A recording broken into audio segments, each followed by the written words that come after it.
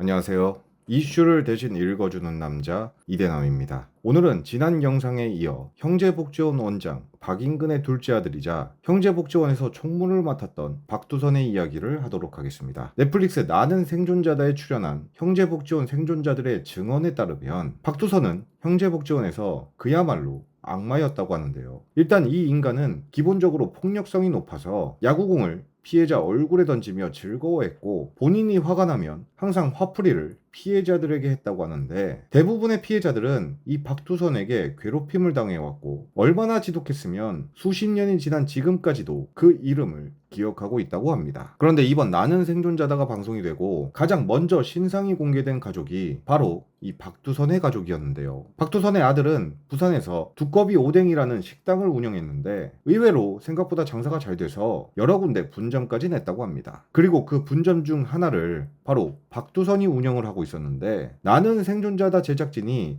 해당 가게를 방문해 박두선을 만났고, 이후 박두선이 운영하는 두꺼비 오뎅이 대중들에 의해 악플과 별점 테러를 당하는 등 두꺼비 오뎅에 큰 타격을 입자 박두선의 며느리는 자신의 SNS에 자신들은 시부모님과 연을 끊었다, 가게만은 건들지 말아달라는 글을 올렸는데요. 수십 년을 고통을 받아 사과 한마디 못 받은 피해자들을 앞에 두고 그저 자신의 가게를 먼저 생각한 박두선 아들 부부의 막말에 대중들은 더욱 분노를 냈고, 결국 박두선이 운영하는 두꺼비 오뎅은 현재 문을 닫았으며, 글을 올린 박두선의 며느리는 기존의 글을 삭제하고 대중들에게 사과의 글을 올리며 지금은 자신들도 죄책감을 느낀다며 스스로 자신의 할아버지를 고발하는 국민청원을 신청했습니다. 그런데 박두선의 아들은 정말로 박두선과 인연을 끊었을까요? 박두선의 아들은 지금으로부터 4년 전인 2021년에 결혼을 했는데, 청첩장을 보시면 혼주 명단에는 떡하니 박두선의 이름이 적혀 있었고, 이것만 봐도 박두선의 아들 부부는 최소 4년 전까지는 박두선과 왕래를 했던 것으로 보여지는데요. 게다가 아들 부부가 직접 두꺼비 오뎅을 박두선에게 차려줬다면 적어도 제작진이 박두선을 찾아오기 전까지 이 부자는 일적으로라도 왕래를 할 수밖에 없었을 것입니다. 즉, 애초에 시부모와 인연을 끊었다는 며느리의 말에는 다소 신빙성이 없으며, 모든 것을 밝히겠다고 해놓고 그저 보여주기식으로 국민청원 하나 달랑 올린 박두선 아들 부부의 진정성 또한 저는 전혀 느낄 수 없었는데요. 참고로 저는 박두선 아들에 대한 제보를 받았었는데, 자신들은 할아버지의 재산을 단 한 푼도 상속받지 못했다고 주장했지만, 이미 이 아들은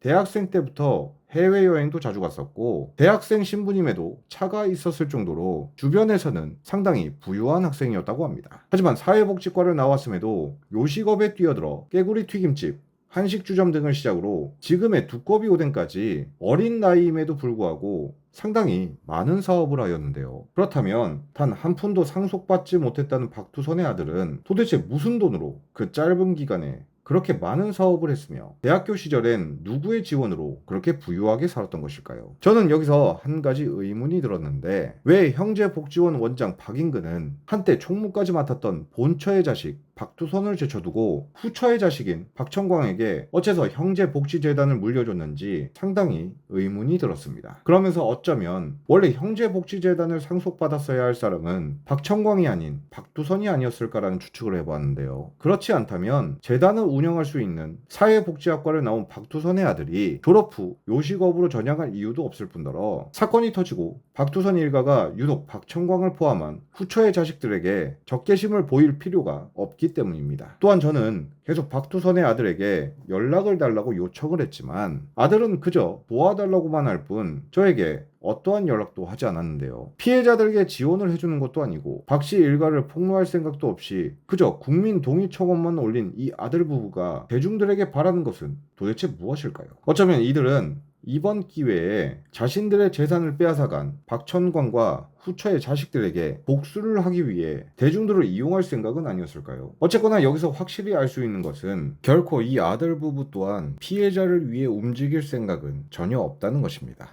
마지막으로 비록 이 사건은 어쩔 수 없이 대중들에게 점점 잊혀질 것입니다. 하지만 아직도 피해자분들은 이들과 끝없는 싸움을 계속 이어나가고 있는데요. 피해자분들이 원하는 것은 그저 그들의 진심 어린 사과와 인정뿐입니다. 비록 이 사건은 잊혀질 수 있지만 부디 이분들이 계속 그들과 싸우고 있다는 것만큼은 우리 구독자분들만큼이라도 꼭 기억해 주시길 간절히 바라며 오늘의 영상을 마치겠습니다. 시청해 주셔서 감사합니다.